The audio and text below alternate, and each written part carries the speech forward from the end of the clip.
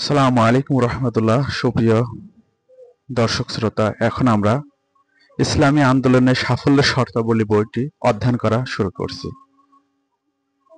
পৃষ্ঠা নম্বর 1, ইসলামী আন্দোলন সাফল্যের শর্তাবলী।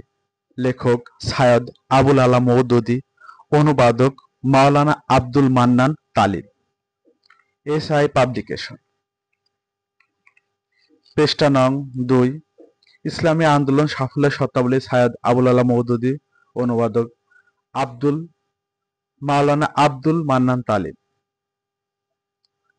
বইটি প্রথম প্রকাশ হয় জুলাইয়ের 1986, দ্বিতীয়তে সংস্করণ হয়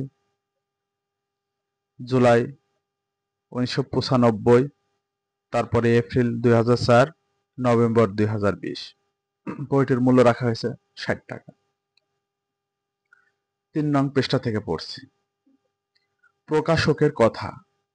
এই পৃথিবীর বুকে মানুষের কোনো উদ্দেশ্য, কোনো আন্দোলন, সংস্কারমূলক কোনো পদক্ষেপ সফল কাম হতে পারে না যতক্ষণ না সেই আন্দোলনের কর্মীদের মধ্যে আন্দোলনের বিশেষ গুণগুলো দেখা যায়।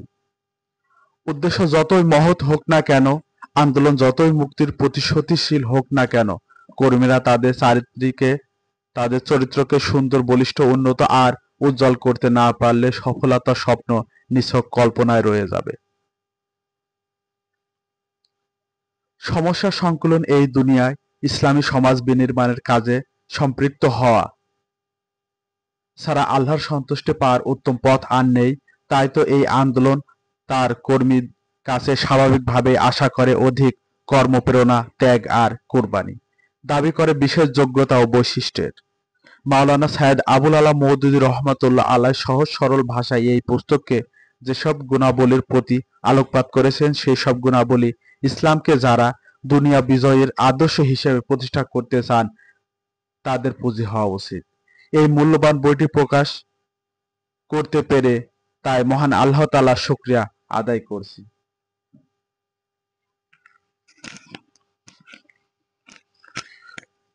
4 নং পৃষ্ঠা থেকে পড়ছি। ইসলামী আন্দোলন সাফল্যের শর্তাবলী। ভূমিকা।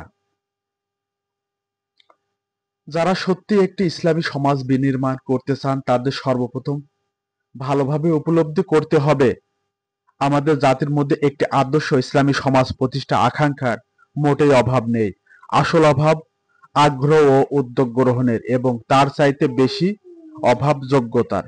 এই কাজের জন্যই যে মৌলিক গুণাবলী প্রয়োজন, অধিকাংশ লোকের মধ্যেই তা অনুপস্থিত। দ্বিতীয়ত,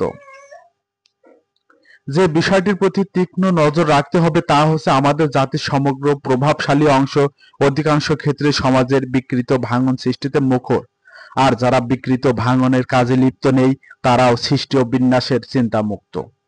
সমাজ সংস্কার ও গঠনের প্রচেষ্টার ব্যক্তিদের সংখ্যা মুষ্টিমেয়।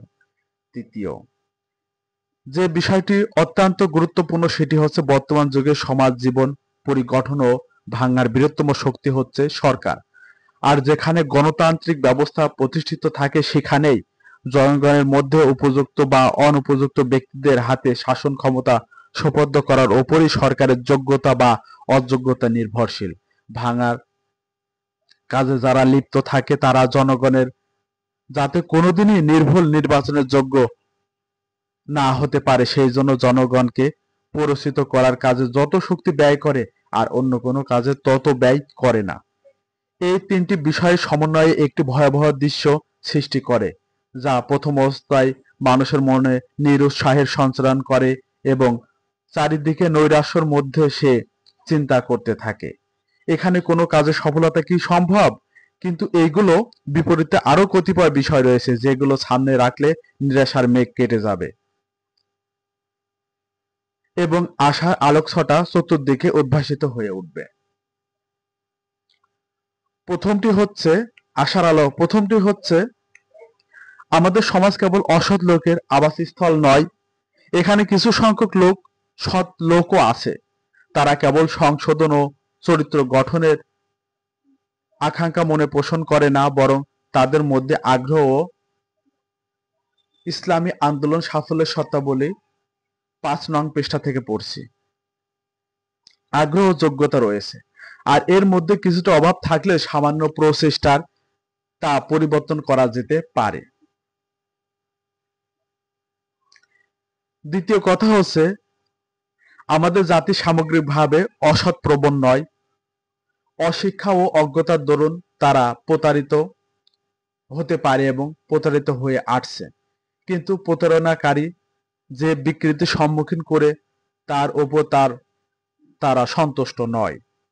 বিচক্ষণতার সাথে সুসংবদ্ধ ও অবিরাম প্রচেষ্টা চালালে দেশের জনমতকে অবশেষে সংশোধন প্রয়াসী শক্তিগুলো সমর্থকে পরিণত করা যেতে পারে।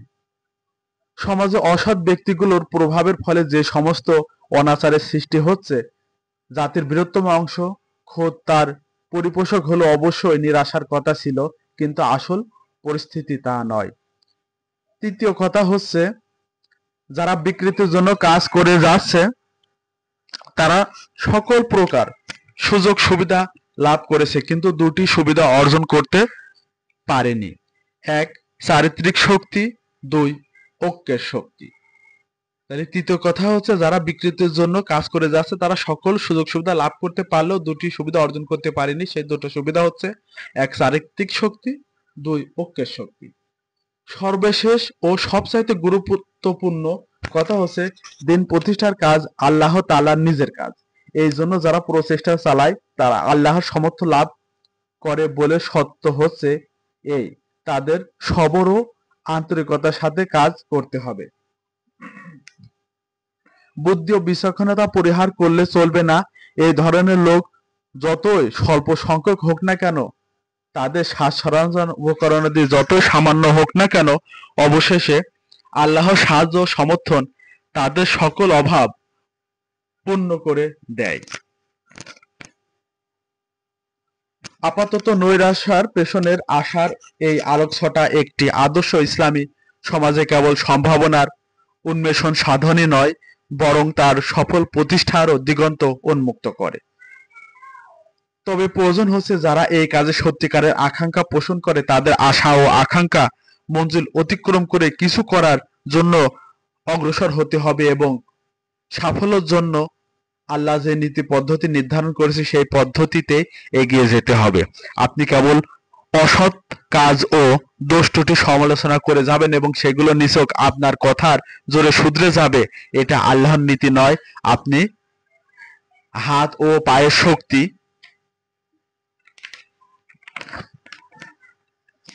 ইসলামী আন্দোলন সাফল্য শর্তাবলীর ৬ নং পৃষ্ঠা থেকে পড়ছি। হাত ও পা ব্যবহার না করা পর্যন্ত জঙ্গলের একটি কাঁটা এবং পথের একটি পাথরও সরে না। তাহলে সমাজের দীর্ঘকালের দোষ ত্রুটি নিছক আপনার কথায় জোরে বা কেমন করে দূর হতে পারে? কৃষকের পরিশ্রম ছাড়া ধানের একটি শীর্ষ উৎপাদন হয় না। তাহলে নিছক দোয়া ও আশার মাধ্যমে কেমন করে সমাজ, সভ্যতা, সৎ প্রবণতা, সবুজ শ্যামল শস্য উৎপাদনের আশা করা যেতে পারে? যখন আমরা ময়দানে নেমে কাজ করি এবং আল্লাহর নিকট সাফল্যের দোয়া চাই, তখনই সমালোচনা কার্যকর হয়। নিঃসন্দেহে ফেরেশতাদের আগমন ঘটে, কিন্তু তারা নিজেরাই লড়াই করার জন্য আসে না, বরং সে সকল সত্যপন্থী আল্লাহর পথে প্রাণ উৎসর্গ করার জন্য লড়াই করতে থাকে তাদেরকে সাহায্য করতে আসে। কাজেই যাদের মনে কাজ করার আগ্রহ আছে তাদের মিথ্যা আশা আকাঙ্ক্ষার পথ পরিহার করে সুস্থ মস্তিষ্কে এই কাজের যাবতীয় দাবি ও চাহিদা উপলব্ধি করা উচিত। অথবা তারা কি সত্যি এ কাজ করবেন? না, নিছক সমাজের বিকৃতি দেখে আপাতত করবেন এবং সমাজ গঠনের আকাঙ্ক্ষা হৃদয়ে পোষণ করে ক্ষান্ত হবেন। এই ব্যাপারে যথার্থ চিন্তা ভাবনা করে তাদের সিদ্ধান্ত গ্রহণ করা উচিত। কাজ করার সিদ্ধান্ত যিনি করবেন তিনি উত্তেজনার বশবর্তী হয়ে নয়, বরং সুস্থ মস্তিষ্কে ভেবে চিন্তে করবেন। সাময়িক উত্তেজনা আর বশে মানুষ বন্দুকের সামনে বুক পেতে দিতে এবং প্রাণ দান করতে পারে, কিন্তু সাময়িক উত্তেজনার বশে একটি উদ্দেশ্য লক্ষ্য পৌঁছার জন্য সারা জীবন পরিশ্রম করা তো দূরের কথা, মাত্র 4 দিন কোনো অসৎ কাজ থেকে দূরে থাকা অথবা কোনো সৎ কাজের অপর অটুট থাকা মানুষের পক্ষে সম্ভব নয়। যারা সুচিন্তিত সিদ্ধান্তের মাধ্যমে নিজের সমগ্র জীবন গঠনমূলকভাবে নিয়োগ করতে প্রস্তুত হয়, একমাত্র তারাই এই কাজ করতে পারে। কাজ করার আগ্রহ ও উদ্দেশ্য গ্রহণের সাথে সাথে মানুষের সাধারণত কর্মসূচির প্রশ্ন উত্থাপন করে,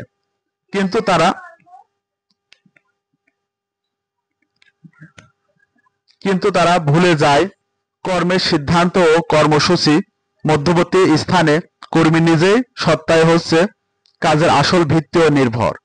এই বিষয়টিকে বাদ দিয়ে কাজ ও কর্মসূচির কথা বলা ঠিক নয়। কাজ করার জন্য কেবল স্বল্প লোকই যথেষ্ট এবং এরপর শুধুমাত্র কর্মসূচির প্রশ্ন থেকে যায়।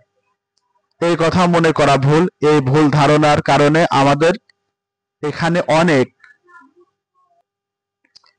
ইসলামী আন্দোলন সাফল্যের শর্তাবলী ৮ নং পৃষ্ঠা থেকে পড়ছি। বড় বড় কাজ শুরু হয়েছে এবং পরে তা চূড়ান্ত লক্ষ্যে পৌঁছাতে ব্যর্থ হয়েছে। কাজের কর্মসূচি ও পরিকল্পনা আসল নয়, আসল হচ্ছে এগুলো বাস্তবায়নের নিয়োজিত ব্যক্তিবর্গ ও তাদের চরিত্র গুণাবলী এবং প্রত্যেক ব্যক্তির ব্যক্তিগত ও সামষ্টিক গুণাবলীর কর্মসূচি ও পরিকল্পনা সাফল্য ও ব্যর্থতার মূলে এটি আসল কার্যকর শক্তি। ব্যক্তি প্রতিটি দুর্বলতা কাজের ফলাফলকে প্রভাবিত করে এবং তার প্রত্যেকটি গুণ কাজকে সুসমন্বিত করে। সে উন্নত ও উত্তম গুণাবলীর অধিকারী হয়ে একটি ত্রুটিপূর্ণ পরিকল্পনা ও বাজে কর্মসূচিকে এমন সফল পরিচালনার মাধ্যমে চূড়ান্ত লক্ষ্যে উন্নতি করে যে মানুষ অবাক হয়ে যায়। বিপরীত পক্ষে তার যোগ্যতার অভাব থাকলে উত্তম কাজও পণ্ড হয়ে যায়। এমনকি অযোগ্য লোক যে কাজ সম্পাদনের সচেষ্ট হন, তার নির্ভুলতা সম্পর্কে মানুষ মনে সন্দেহ জাগে। কাজেই সংস্কার ও সংগঠনমূলক বাস্তব পরিকল্পনা সম্পর্কে চিন্তা করার আগে এই কাজ সাধনের জন্য যে সব লোক এগিয়ে আসবে তাদের কোন ধরনের যোগ্যতা থাকতে হবে, কোন ধরনের গুণাবলী সমন্বিত হতে হবে এবং কোন ধরনের দোষ ত্রুটি থেকে তাদের মুক্ত হতে হবে। উপরন্তু এই ধরনের লোক গঠনের উপায় পদ্ধতি কি এ ব্যাপারে যথাযথ সমালোচনা করতে হবে। পরবর্তী আলোচনায় এই বিষয়টিকে আমরা নিম্নোক্ত ক্রম অনুসারে বর্ণনা করব। ১. এই উদ্দেশ্যে যারা কাজ করে তাদের প্রত্যেকের মধ্যে ব্যক্তিগত যেসব গুণ থাকা উচিত। ২. তাদের মধ্যে সামষ্টিক পর্যায়ে যেসব গুণ থাকা উচিত। ৩. ইসলাম প্রচার, ইসলামী দাওয়াত সম্প্রসারণ ও দ্বীন প্রতিষ্ঠার সংগ্রামে সাফল্য অর্জনের জন্য যেসব গুণ থাকা উচিত। ৪. ব্যক্তিগত সামষ্টিকভাবে যেসব বড় বড় দোষ ত্রুটি থেকে তাদের মুক্ত থাকা উচিত। ৫. অভিপ্রেত গুণাবলী বিকাশ সাধনে ও অভিপ্রেত গুণাবলী থেকে ব্যক্তি ও সামষ্টিক মুক্ত রাখার জন্য যেসব উপায় অবলম্বন করা যেতে পারে। দুনিয়া ইসলামী জীবন ব্যবস্থা বাস্তবে প্রতিষ্ঠার জন্য আল্লাহর সাহায্য। ইসলামী আন্দোলন সাফল্যের শর্তাবলী ৯ নং পৃষ্ঠা থেকে পড়ছি। সাফল্যের দ্বিতীয় চাবিকাঠি হচ্ছে এই কাজ সম্পাদনের জন্য প্রচেষ্টারত ব্যক্তিবর্গের নিজস্ব গুণাবলী। কতিপয় গুণাবলী ব্যক্তিগতভাবে তাদের প্রত্যেকের মধ্যে থাকতে হবে, কিছু গুণাবলী সমষ্টি পর্যায়ে তাদের মধ্যে থাকা প্রয়োজন, আরো কিছু গুণাবলী সংস্কার ও সংগঠনমূলক কার্য সম্পাদনের জন্য তাদের মধ্যে থাকতে হবে। আবার কতিপয় দোষ ত্রুটি থেকে যদি তারা নিজেদেরকে মুক্ত না রাখে তাহলে তাদের সমস্ত প্রচেষ্টায় ব্যর্থ হয়ে যেতে পারে। সবার আগে এই বিষয়গুলো অনুধাবন করতে হবে, ফলে যারা এই খেদমতের সত্যিকার প্রেরণার উদ্বুদ্ধ তারা নিজেদের অভিপ্রেত গুণাবলী লালন ও অভিপ্রেত গুণাবলী থেকে নিজেদের মুক্ত রাখার জন্য বিশেষভাবে সচেষ্ট হতে পারবে। সমাজ গঠনের জন্য এইভাবে ব্যক্তি গঠন হচ্ছে প্রথম শর্ত, কারণ যে নিজেকে সজ্জিত বিন্যস্ত করতে পারে না সে অন্যকে সজ্জিত বিন্যস্ত করার ব্যাপারে কিছুই করতে পারে না। ইসলামী আন্দোলন সাফল্য শর্তাবলী ৯ নং পৃষ্ঠা থেকে পড়ছি। ৯ নং পৃষ্ঠায় সূচিপত্র। ভূমিকা, ব্যক্তিগত গুণাবলী। আর ব্যক্তিগত গুণাবলীর আবার ৪টা অংশ। ইসলামের যথার্থ জ্ঞান, ইসলামের প্রতি অবিচল বিশ্বাস, চরিত্র, কর্ম, দ্বীন হচ্ছে জীবন উদ্দেশ্য। দলীয় গুণাবলী, দলীয় গুণাবলীরও 4টা পয়েন্ট। ভ্রাতৃত্ব ভালোবাসা, 2 পারস্পরিক পরামর্শ, 3 সাংগঠন ও শৃঙ্খলা সংস্কারের উদ্দেশ্যে সমালোচনা, এটা 4। পূর্ণতা দানকারী গুণাবলী, পূর্ণতা দানকারী গুণাবলী 5টা পয়েন্ট।